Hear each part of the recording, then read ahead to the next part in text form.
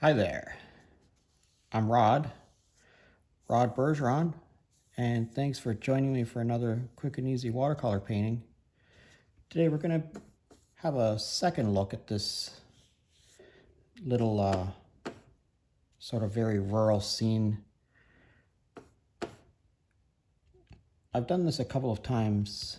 Actually, I've done it just once in the past, but I did it in the as a winter scene in the past, and I'm going to do it sort of as a spring scene this time. So I've wet the top 1/3 of this page, and I'm using a large 3/4 inch flat brush, and I put some Payne's gray across there in a couple of swoops, and I put a little bit of Payne's gray.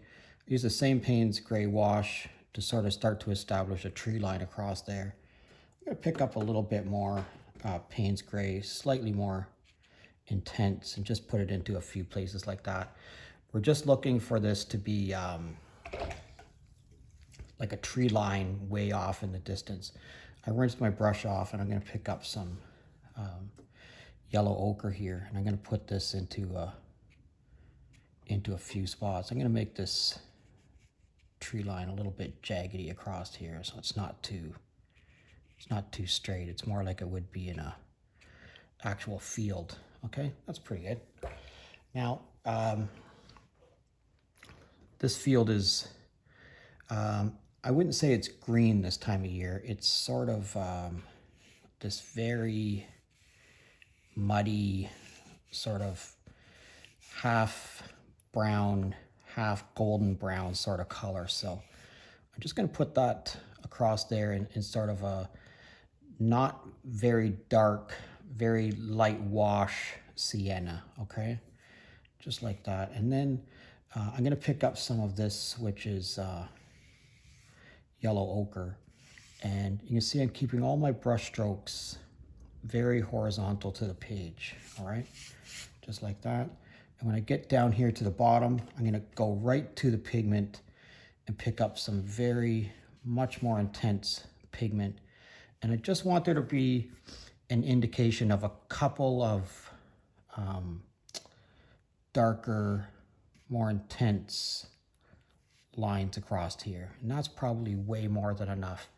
Now you need this to completely dry before we go on to the next step. All right, so let it sit for maybe a good 5 or 10 minutes, and then if it's still not dry, put your hair dryer onto it, but let it dry naturally so that some of this gets to bleed before we go any further.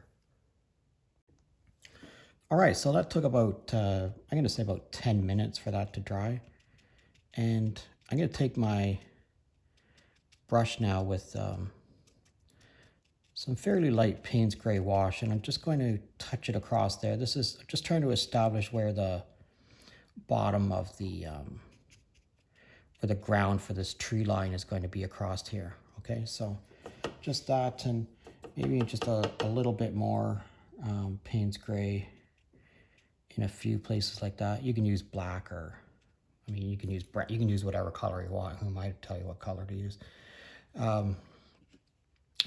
And then I think what I'm going to do now is I'm going to switch over to this brush, which is my #1 round watercolor brush. And I don't use this brush very often as a brush, but I'm going to today because I'm going to put in some fence post here. Okay, so I'm going to pick up again some more of this wash, and I'm just going to put in a few indications of where some fence posts are going to be, and I'm going to set them up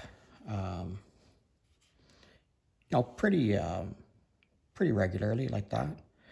And I'm going to draw this, or not draw, I guess I'm going to paint a line from here to this post, and I'm going to put in a couple of them. And I want you to think about this as being like irregular. I'm going to make this one sort of falling down a little bit, an irregular old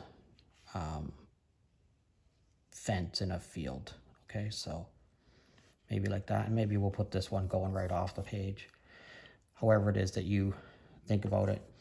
And then I'm going to put a little bit more, I'm going to put a couple of puddles here like this, and I'm going to use the other end of my #1 watercolor brush, which I've sharpened with a utility knife, I guess an X-Acto knife, just to get it to a point.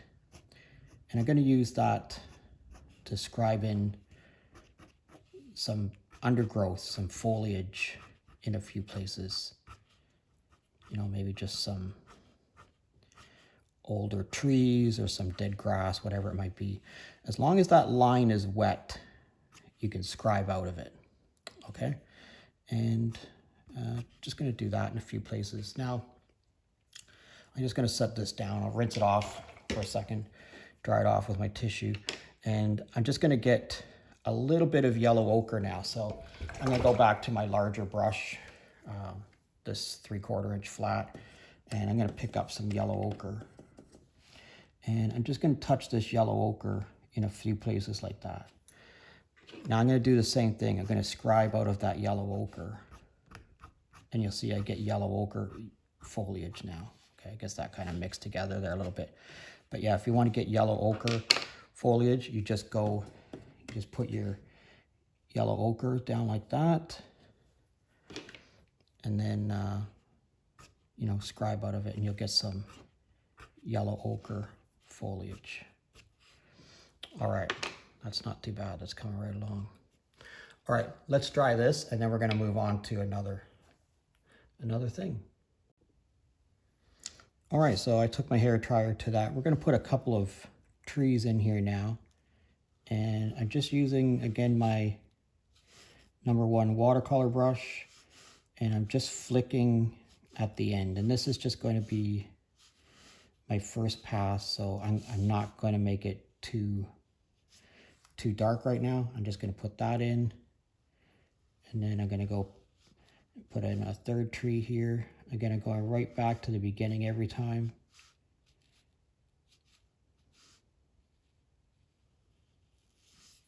All right, and I'm going to put in a couple of trees down here. So these are just sort of small trees at the beginning of the growing season, so they're not, you know, there's not really any foliage on them. There could be some buds or something on them, but for me, these are just going to be very small trees with really no growth to them at all. And again, just flick at the end. Get yourself a little bit of, you know, finer branches sort of at the end. I'm going to pick up some more Payne's Gray that's slightly more intense here. And this should be pretty dry, so I'm not going to worry about rubbing my hand on it. And I'm just going to put these in slightly darker. You can see I'm just flicking at the end to get myself some smaller, finer branches. Again, I'm just going to go over that. Like that. And here again. So I like to build up in lots of layers, and I think that's how I kind of teach everybody to work with watercolor is, you know, build up lots and lots of layers. I'm going to go back to these fence posts here for a minute and just, you know, maybe give them a slightly darker line, and maybe in some of the rails in a few places. You know, and if you want to put some more darker foliage across the bottom, whatever it is that you might be thinking about, that's perfectly fine like that. I think I'm going to go to, I think I'm going to go in here and I'm going to put in one smaller tree. I think the original painting that I did, this is a place not too far from where I live that has this really nice tree line near the road. And I'm just going to put in some longer grass across here in a few places like that. And I think the last thing I'm going to do is I'm going to pick up some fairly intense sienna here. And I'm just going to put a little bit of sienna sort of in a jagged line in a couple of places across there. And maybe just a little bit of jagged sienna sort of undergrowth in a few places like that. That's kind of interesting. All right, let's put our mat on here and see what we got.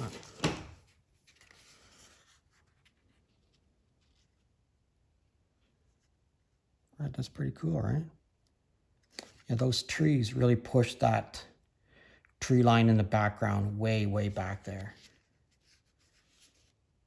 Yeah, I like it. You move this down, give yourself a little bit more foreground, or move it up and give yourself a little bit less foreground. I think I like it like that, maybe a little bit better. I don't know if that kind of reads like mountains or something in the background back there. Yeah, I like it. I'd love to know what you think of it. Please let me know in the comment section. Also, if you ever have a question or a comment, please let me know. I'm more than happy to answer any questions or comments that you might have. So if you have something that you really want to know, I'd love to be able to help you out with it. And if you're currently a subscriber, thank you very much. And if you're not currently a subscriber, please consider subscribing on my channel. I'd love to hear from you.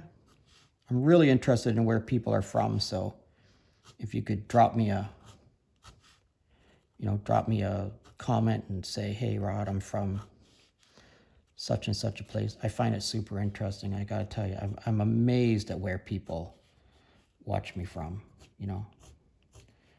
I'm constantly amazed by, people are watching me from, like South Africa, like all over the UK, France, really all over Europe.